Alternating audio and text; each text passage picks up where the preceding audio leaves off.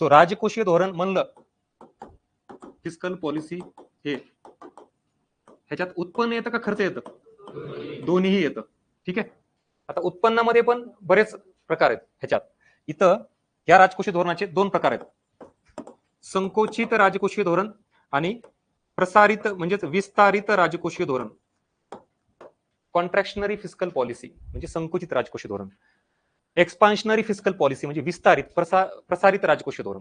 याचा अर्थ कळून घ्यायचा, ज्या वेळेला सरकारकडे 100 रुपये उत्पन्न असतं आणि इथं 80 रुपये सरकार खर्च करतो, म्हणल्यानंतर सरकारचं उत्पन्न जास्त आहे का खर्च जास्त आहे? उत्पन्न. आणि खर्च काय आहे?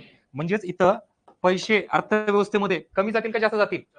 म्हणजे तिथं पैशाचा चलन पुरवठ्याचा अर्थव्यवस्थेत काय झाला? संकोच झाला, कॉन्ट्रॅक्शन झाला. मग अशा सरकारच्या राजकोषीय धोरणाला जिथं उत्पन्न जास्त आहे आणि खर्च कमी, त्याला काय म्हणायचं? संकोचित राजकोषीय धोरण, कॉन्ट्रॅक्शनरी फिस्कल पॉलिसी. इथं एक्झॅक्टली 100 रुपये उत्पन्न आहे, खर्च किती करायला लागले? 130. म्हणजे अर्थव्यवस्थेत चलन पुरवठ्याचं प्रमाण वाढेल का कमी होईल? म्हणजे अर्थव्यवस्थेत पैशाचा चलनाचा विस्तार होईल ना. मग अशा राजकोषीय धोरणाला काय म्हणायचं? विस्तारित राजकोषीय धोरण, एक्सपान्शनरी फिस्कल पॉलिसी. ही झाली अंडरस्टँडिंग. एक जरी प्रश्न आला ह्याच्यावर तर उत्तर देता आलं पाहिजे. म्हणजेच इम्पॉर्टंट कीवर्ड काय? खर्च. हे लक्षात ठेवा. ज्या वेळेला खर्च कमी असतो तेव्हा कुठलं धोरण? संकोचित. जेव्हा खर्च जास्त असतो तेव्हा कुठलं धोरण? That's it. ही झाली डेफिनेशन.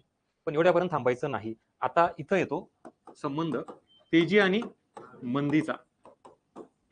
महागाई, तेजी म्हणजे महागाई, इन्फ्लेशन, मंदी. मला सांगा, तेजीच्या परिस्थितीमध्ये कुठलं राजकोषीय धोरण अवलंबलं पाहिजे? हा, नक्की. तुम्ही म्हणल्याप्रमाणे इथं संकुचित. बर. आणि इथं विस्तारित. बर. ह्याचा अर्थ इथं सरकारने, तुम्ही तुमच्या म्हणण्याप्रमाणे सरकारने खर्च इथं काय केला पाहिजे? हा, बर. इथं सरकारने खर्च काय केला पाहिजे? Very good. ऍप्लिकेशन जमलं तुम्हाला. म्हणजे मंदी अर्थव्यवस्थेत ही दूर करावं लागेल का नाही? मग ही दूर कधी होईल? आता अशा मंदीच्या परिस्थितीत मला सांगा, खासगी उद्योजक व्यावसायिक स्वतः खर्च करतील का? इन्व्हेस्ट करतील का? रिस्क घेतील का? आणि मग अर्थव्यवस्थेला चालना मिळेल का? मग आता पुढाकार कोणी घ्यायला पाहिजे? सरकारने. म्हणजेच अशा अर्थव्यवस्थेत सरकारने खर्च काय केला पाहिजे? मग त्या जास्तीच्या खर्चाला कुठल्या धोरणाला म्हणतो आपण? विस्तारित राजकोषीय धोरण. कुठल्या परिस्थितीमध्ये? कन्सेप्ट कळल्यानंतर ऍप्लिकेशन जमायला लागले का? हेच ज्यावेळेला आपण महागाईमध्ये म्हणतो. आता ऑलरेडी महागाई आहे, म्हणजे तिथं वस्तू सेवांची किंमत काय झाली? वाढली आहे.